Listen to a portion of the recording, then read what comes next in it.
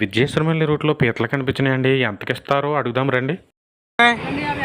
250 ఇంకా 200 250 200 ఏనా హైయెస్ట్? ఈ 400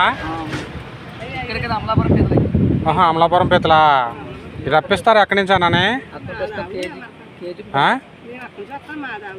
అక్కడి నుంచి వచ్చి మీరే పడతారా? అక్కడి నుంచి కొనుక్కొచ్చి అమ్ముతారా?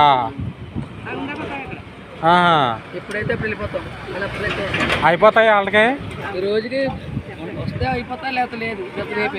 రేపేనా? రేపటి దాకా ఉంటాయి మరి?